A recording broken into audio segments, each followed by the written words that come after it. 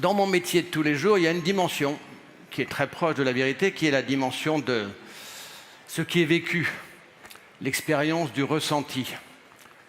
Et quand vous rentrez dans l'expérience du ressenti, vous allez très vite, vous tous, sur TripAdvisor. Et puis vous apercevez que sur un même hôtel, dans lequel je me suis donné du mal, on a refait la chambre, on a refait la salle de bain, on a refait les dessins, tout. Le lit est formidable. C'est mesurable, c'est quantifiable, c'est un fait. Pas de chance.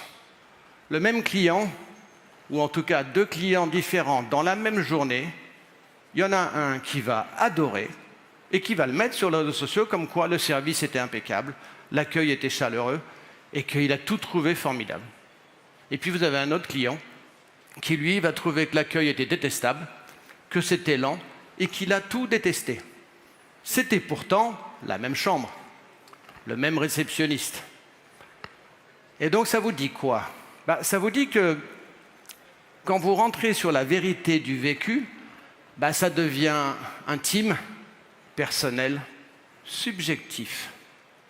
Alors une fois que vous avez compris ça, et vous exercez un métier, et vous avez 350 000 collaborateurs dans 130 pays, qui vont donc, par leur propre énergie, personnalité, répondre à un client.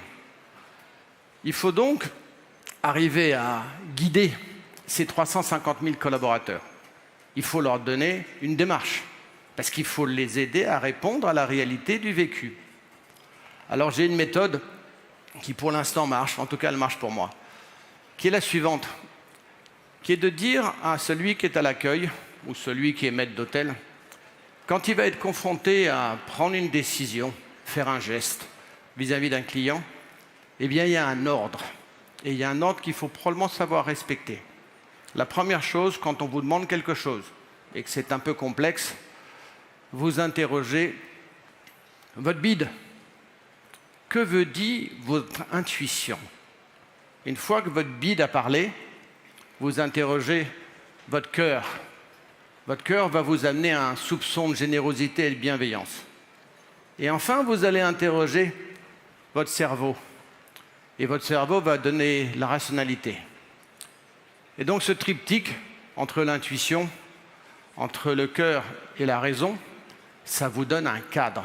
Ça ne veut pas dire que vous allez trouver la bonne vérité, mais vous allez trouver probablement une action qui est juste. Et donc on rentre sur la sincérité.